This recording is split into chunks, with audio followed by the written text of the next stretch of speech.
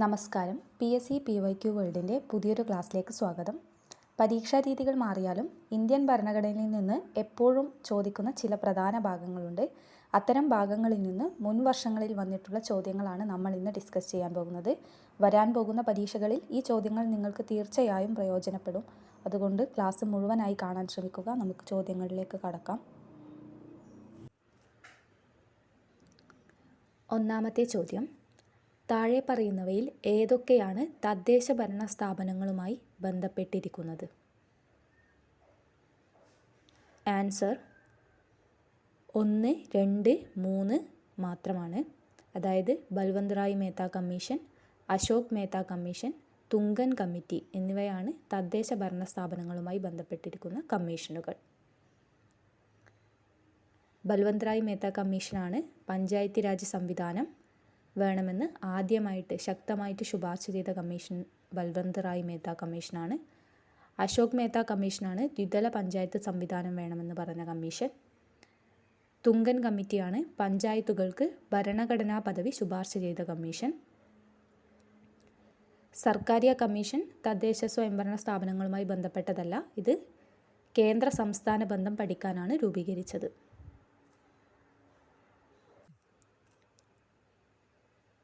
രണ്ടാമത്തെ ചോദ്യം: ഇത് ഭരണഘടനാ ഭേദഗതിയുമായി ബന്ധപ്പെട്ടതാണ്. താഴെ നൽകിയിരിക്കുന്ന 4 പ്രസ്താവനകളിൽ ഏതൊക്കെയാണ് ശരി? ശരി ഉത്തരം ഓപ്ഷൻ സി ആൻഡ് ഡി. അതായത് ഭരണഘടനാ ഭേദഗതിക്ക് സംയുക്ത സമ്മേളനം ബാധകമല്ല. ഡി, ബില്ലിന് രാഷ്ട്രപതി അംഗീകാരം നൽകിയിരിക്കണം.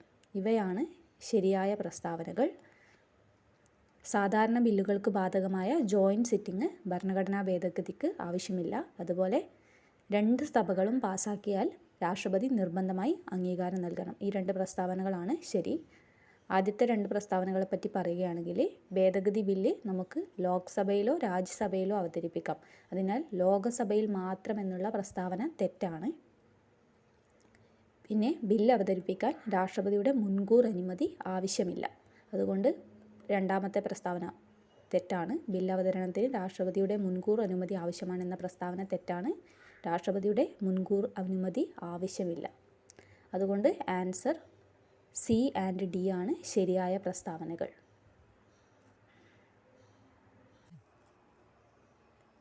അടുത്ത ചോദ്യം: അടിയന്തരാവസ്ഥ കാലത്ത് മൗലികാവകാശങ്ങൾ നിഷേധിക്കപ്പെടുന്നത് ഏതു വകുപ്പ് പ്രകാരമാണ്? ശരിയുത്തരം ഓപ്ഷൻ ബി 359. ആർട്ടിക്കിൾ 359 ദേശീയ അടിയന്തരാവസ്ഥ പ്രഖ്യാപന സമയത്ത് മൗലികാവകാശങ്ങൾ റദ്ദാക്കാൻ രാഷ്ട്രപതിക്ക് അധികാരം നൽകുന്ന ആർട്ടിക്കിളാണ്. 1978 44-ാം ഭരണഘടനാ ഭേദഗതി പ്രകാരം ഒരു കാര്യം കൂടി അതിൽ ആഡ് ചെയ്തിട്ടുണ്ടായിരുന്നു. അതായത് ദേശീയ അടിയന്തരാവസ്ഥ കാലത്തായാലും ആർട്ടിക്കിൾ 20, 21 എന്നിവ ഒരിക്കലും റദ്ദാക്കാൻ കഴിയില്ല. ആർട്ടിക്കിൾ 20 എന്ന് പറയുന്നത് കുറ്റകൃത്യങ്ങളിൽ നിന്നുള്ള ശിക്ഷയിൽ നിന്നുള്ള സംരക്ഷണവുമായി ബന്ധപ്പെട്ട ആർട്ടിക്കിളാണ് ആർട്ടിക്കിൾ 20.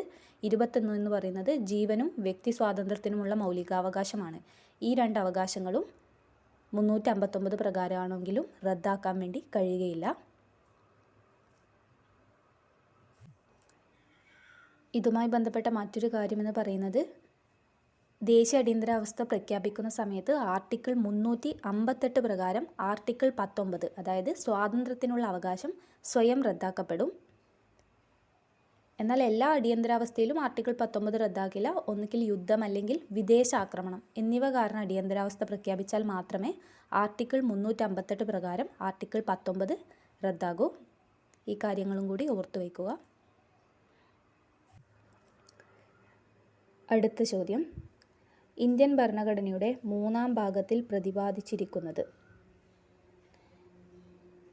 ശരിയുത്തരം ഓപ്ഷൻ എ മൗലികാവകാശങ്ങളാണ്.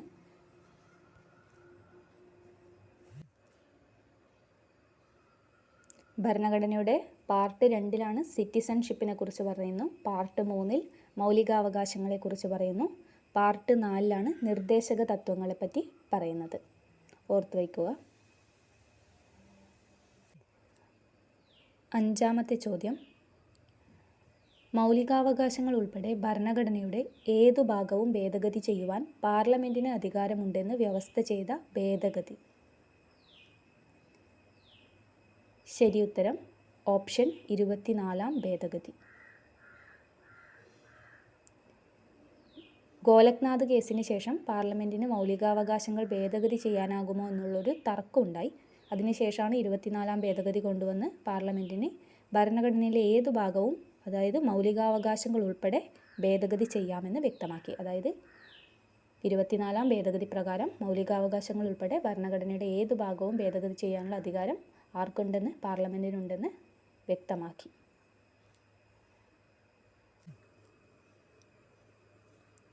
ആറാമത്തെ ചോദ്യം, പൊതുനിയമനങ്ങളിൽ അവസര സമത്വം ഉറപ്പുവരുത്തുന്ന ഭരണഘടനാ വകുപ്പ്. ശരിയുത്തരം ഓപ്ഷൻ ബി അനുച്ഛേദം 16. അതായത് ആർട്ടിക്കിൾ 16 പ്രകാരം പൊതുനിയമനങ്ങളിൽ, അതായത് സർക്കാർ ജോലിയിലൊക്കെ എല്ലാവർക്കും തുല്യ അവസരം നൽകുന്നു. അതായത് മതം, വർഗം, ജാതി, ലിംഗം, പിന്തുടർച്ച, ജന്മസ്ഥലം, വാസസ്ഥലം എന്നിവയുടെ അടിസ്ഥാനത്തിൽ മാത്രം ഒരു പൗരനും പൊതുനിയമനങ്ങളിൽ വിവേചനം പാടില്ല എന്നാണ് ആർട്ടിക്കിൾ 16 അനുശാസിക്കുന്നത്. അപ്പം ആർട്ടിക്കിൾ 16 പൊതുനിയമനങ്ങളിലെ അവസര സമത്വം ഉറപ്പുവരുത്തുന്ന ആർട്ടിക്കിൾ.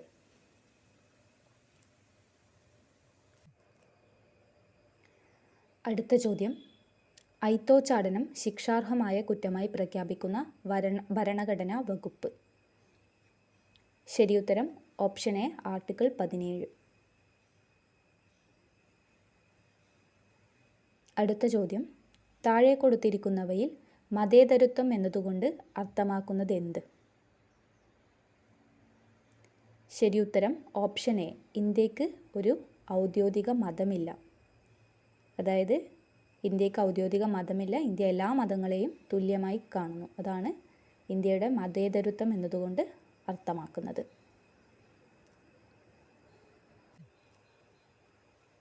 അടുത്ത ചോദ്യം, ചുവടെ ചേർക്കുന്നവയിൽ ശരിയായ പ്രസ്താവന ഏത്? ശരിയുത്തരം ഓപ്ഷൻ ഡി ആണ്, ഓൺലി 1 and 2. 1ഉം 2ഉം പ്രസ്താവനകൾ മാത്രമാണ് ശരി. അതേതൊക്കെയാണ്? 73 ഭേദഗതി പഞ്ചായത്ത് രാജ് സംവിധാനവുമായി ബന്ധപ്പെട്ടുള്ളതാണ്. ശരിയാണ്, 73 ഭേദഗതി പഞ്ചായത്ത് രാജുമായി ബന്ധപ്പെട്ടതാണ്. 74 ഭേദഗതി നഗരപാലിക സംവിധാനവുമായി ബന്ധപ്പെട്ടത്. ശരിയാണ്, 74 ഭേദഗതി നഗരസഭകളും നഗരപാലിക നിയമവുമായിട്ട് ബന്ധപ്പെട്ടതാണ്. മൂന്നാമത്തെ പ്രസ്താവന തെറ്റാണ്.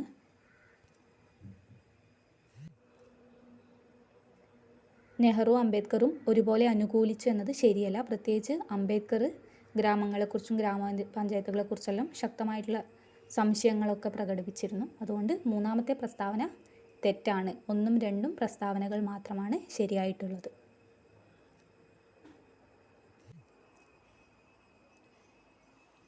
അടുത്ത ചോദ്യം, 73 ഭരണഘടനാ ഭേദഗതിയുമായി ബന്ധപ്പെട്ട ശരിയായ പ്രസ്താവന ഏത്? ശരിയുത്തരം ഓപ്ഷൻ എ ആണ്, 1 and 2. പ്രസ്താവന 1ഉം 2ഉം പ്രസ്താവനകൾ മാത്രമാണ് ശരി.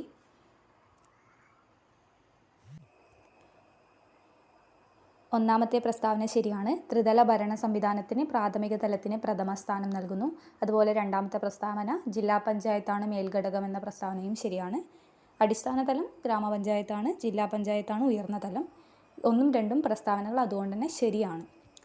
മൂന്നാമത്തെ പ്രസ്താവന തെറ്റാണ്. എല്ലാ സംസ്ഥാനങ്ങളിലും ത്രിതല തദ്ദേശീയ ഭരണ സംവിധാനം അത്യന്താപേക്ഷിതമാണ്. ഇത് തെറ്റായ പ്രസ്താവനയാണ്. 20 ലക്ഷത്തിൽ താഴെ ജനസംഖ്യയുള്ള സംസ്ഥാനങ്ങൾക്ക് ത്രിതല സംവിധാനം നിർബന്ധമല്ല. അതുകൊണ്ട് മൂന്നാമത്തെ പ്രസ്താവന തെറ്റാണ്. അടുത്ത ചോദ്യം, ചുവടെ ചേർക്കുന്ന പ്രസ്താവനകളിൽ ശരിയേത്? ശരിയുത്തരം ഓപ്ഷൻ സി ആണ്, 2ഉം 3ഉമാണ് ശരിയായ പ്രസ്താവനകൾ. അതായത് SC/ST വിഭാഗങ്ങൾക്ക് ജനസംഖ്യാനുപാതത്തിൽ സംവരണം നൽകണം. മൂന്നാമത്തെ പ്രസ്താവന, അതായത് OBC സംവരണം നൽകണോ എന്നത് സംസ്ഥാന സർക്കാരിൻ്റെ തീരുമാനമാണ്. ആവശ്യമെങ്കിൽ സംസ്ഥാനങ്ങൾക്ക് OBC വിഭാഗത്തിനും സംവരണം നൽകാവുന്നതാണ്. ഈ രണ്ട് പ്രസ്താവനകൾ ശരിയാണ്. ഇനി ഒന്നാമത്തെ പ്രസ്താവന നോക്കാം നമുക്ക്. ഒന്നാമത്തെ പ്രസ്താവന പറയുന്നത് തദ്ദേശഭരണ സ്ഥാപനങ്ങളിൽ സ്ത്രീകൾക്ക് 50% സീറ്റുകൾ സംവരണം ചെയ്തിരിക്കുന്നു എന്നതാണ്. ഈ പ്രസ്താവന തെറ്റാണ്. ഭരണഘടന പ്രകാരം സ്ത്രീകൾക്ക് 1/3 സംവരണം, അതായത് 33% സംവരണമാണ് നിർബന്ധം. അപ്പം 33% സംവരണമാണ് നിർബന്ധം. പക്ഷേ കേരളം ഉൾപ്പെടെയുള്ള പല സംസ്ഥാനങ്ങളും പിന്നീട് അത് 50% അതുകൊണ്ട് തന്നെ 2ഉം 3ഉം പ്രസ്താവനയാണ് ശരി. ഒന്നാമത്തെ പ്രസ്താവന, അതായത് 50% സീറ്റുകൾ സംവരണം ചെയ്തിരിക്കുന്നു എന്ന പ്രസ്താവന തെറ്റാണെന്ന് പറയാം.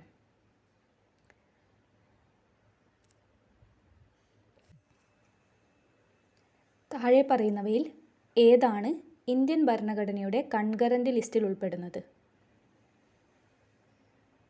ശരിയുത്തരം ഓപ്ഷൻ ബി ആണ്. വർത്തമാന പത്രങ്ങൾ, പുസ്തകങ്ങൾ, അച്ചടി പ്രസ്സുകൾ ഇവയാണ് ഇന്ത്യൻ ഭരണഘടനയിലെ കൺകറന്റ് ലിസ്റ്റിൽ. കൺകറന്റ് ലിസ്റ്റ് എന്ന് പറയുമ്പോൾ സംസ്ഥാനത്തിനും അതുപോലെ യൂണിയനും ഒരുപോലെ തീരുമാനമെടുക്കാവുന്ന ലിസ്റ്റിനെയാണ് കൺകറന്റ് ലിസ്റ്റ് പറയുന്നത്. വർത്തമാന പത്രങ്ങൾ, പുസ്തകങ്ങൾ, അച്ചടി പ്രസ്സുകൾ ഇവയാണ് കൺകറന്റ് ലിസ്റ്റിൽ ഉൾപ്പെടുന്നത്. 42ാം ഭേദഗതിക്ക് ശേഷം education, forest, protection of wild animals എന്നിവയെല്ലാം കൺകറന്റ് ലിസ്റ്റിലാണ്. ഇത് ജസ്റ്റ് ഓർത്ത് വയ്ക്കുക. Education, forest, protection of wild animals ഇതൊക്കെ കൺകറന്റ് ലിസ്റ്റിൽ ഉൾപ്പെടുന്നതാണ്.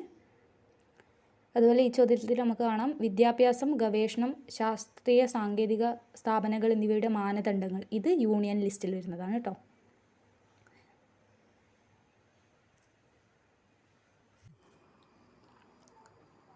അടുത്ത ചോദ്യം, ഏതു ഭരണഘടനാ ഭേദഗതിയാണ് ഇന്ത്യൻ ഭരണഘടനയിൽ കൂറുമാറ്റ വിരുദ്ധ വ്യവസ്ഥയെപ്പറ്റി പറഞ്ഞത്?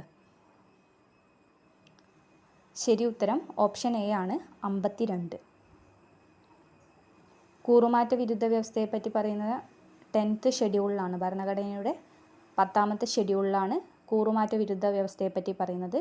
91ാം അമെൻമെൻറ്റ്, 2003 91ാം അമെൻമെൻറ്റോടു കൂടിയാണ് കൂറുമാറ്റ നിരോധന നിയമമൊക്കെ കൂടുതൽ ശക്തമാക്കിയത്.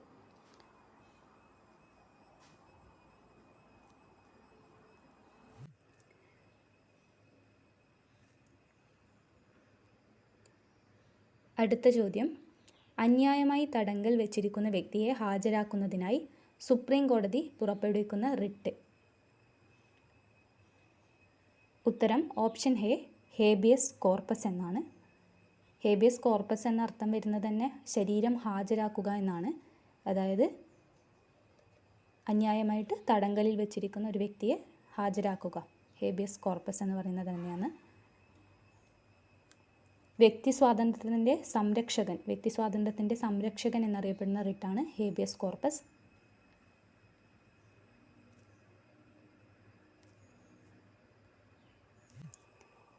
മാൻഡമസ് എന്ന് പറയുമ്പോൾ നാം കൽപ്പിക്കുന്നു എന്നർത്ഥം വരുന്ന ഒരു റിട്ടാണ് മാൻഡമസ്.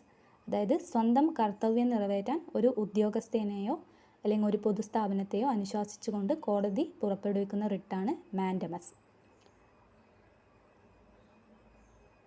കോവാറൻറ്റോ എന്ന് പറയുന്നത് ഒരു പൊതു പദവിയിലേക്കുള്ള ഒരു വ്യക്തിയുടെ അവകാശവാദത്തിൻ്റെ നിയമസാധുത അന്വേഷിക്കാൻ കോടതി പുറപ്പെടുവിക്കുന്ന റിട്ടാണ് കോവാറൻറ്റോ. പ്രൊഹിബിഷൻ എന്ന് പറയുമ്പോൾ അർത്ഥം വരുന്നത് വിലക്കുക എന്നാണ്. ഒരു കീഴ്ക്കോടതി അതിൻ്റെ അധികാര പരിധി ലംഘിക്കുകയോ സ്വാഭാവിക നീതി നിയമങ്ങൾക്കെതിരെ പ്രവർത്തിക്കുകയോ ചെയ്യുന്നതിനെ പ്രാഥമികമായി തടയുന്നതിനാണ് പ്രൊഹിബിഷൻ, അതായത് വിലക്കുന്നു. കീഴ്ക്കോടതിനെ അധികാര പരിധി ലംഘിക്കുന്നതിനൊക്കെ വിലക്കുന്നതിന് ഉപയോഗിക്കുന്ന റിട്ടാണ് പ്രൊഹിബിഷൻ. സെറിഷോററി എന്ന് പറയുന്ന റിട്ട് എന്ന് പറയുമ്പോൾ വിവരം നൽകുക എന്നാണ് അതിൻ്റെ അർത്ഥം. അതായത് ഒരു കേസ് കീഴ്ക്കോടതിയിൽ നിന്ന് മേൽക്കോടതിയിലേക്ക് മാറ്റാൻ ഉത്തരവിടുന്ന റിട്ടാണ് സെറിഷോററി. അടുത്ത ചോദ്യം, രാഷ്ട്രപതിയുടെ തിരഞ്ഞെടുപ്പ് സംബന്ധിച്ച അനുച്ഛേദം ഏത്? ഉത്തരം ബി, 54. ആർട്ടിക്കിൾ 54 രാഷ്ട്രപതിയുടെ തിരഞ്ഞെടുപ്പ് സംബന്ധിക്കുന്ന ആർട്ടിക്കിൾ. അടുത്ത ചോദ്യം, ഉപരാഷ്ട്രപതിയുടെ തിരഞ്ഞെടുപ്പ് സംബന്ധിച്ച അനുച്ഛേദം ഏത്? ഉത്തരം ഓപ്ഷൻ ബി, 66.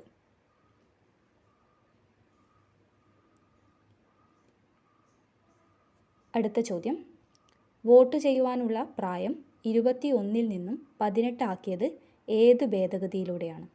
21 നിന്ന് 18 ഏത് ഭേദഗതിയിലൂടെയാണ്? ആൻസർ ഓപ്ഷൻ സി 61 ഭേദഗതി.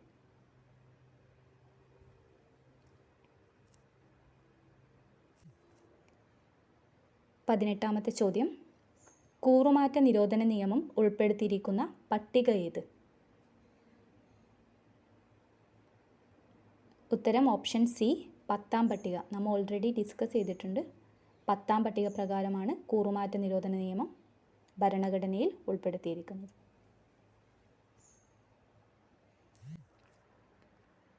അടുത്ത ചോദ്യം. കേന്ദ്ര സംസ്ഥാന അധികാര വിഭജനം ഉൾക്കൊള്ളുന്ന പട്ടിക ഏത്? ഉത്തരം ഓപ്ഷൻ ബി 7-ാം പട്ടിക. ഇനി 20-ാമത്തെ ചോദ്യം. ഭരണഘടനയുടെ 7-ാം പട്ടികയിൽ എത്ര ലിസ്റ്റുകളുണ്ട്? ഉത്തരം ഓപ്ഷൻ ബി 3 ലിസ്റ്റുകൾ. ഏതൊക്കെയാണ് ലിസ്റ്റുകൾ? Union list, state list, concurrent list. അടുത്ത ചോദ്യം. ധനബിൽ അതായത് മണി ബിൽ സംബന്ധിച്ച അനുച്ഛേദം ഏത്? ഉത്തരം 110, ആർട്ടിക്കിൾ 110. ഒരു ബിൽ മണി ബിൽ ആണോ അല്ലയോ എന്ന് നിർണ്ണയിക്കുന്നത് ആർട്ടിക്കിൾ 110 വ്യവസ്ഥകളുടെ അടിസ്ഥാനത്തിലാണ്. അടുത്ത ചോദ്യം. വാർഷിക ധനകാര്യ പ്രസ്താവന സംബന്ധിച്ച അനുച്ഛേദം ഏത്? അതായത് ബജറ്റ് സംബന്ധിച്ച അനുച്ഛേദം ഏത്? ശരി ഉത്തരം ഓപ്ഷൻ സി 112. നമ്മുടെ ഭരണഘടനയിൽ ബജറ്റ് എന്ന പദമല്ല ഉപയോഗിച്ചിരിക്കുന്നത്. അതുകൊണ്ടാണ് വാർഷിക ധനകാര്യ പ്രസ്താവന എന്ന് ചോദ്യത്തിൽ വന്നത്.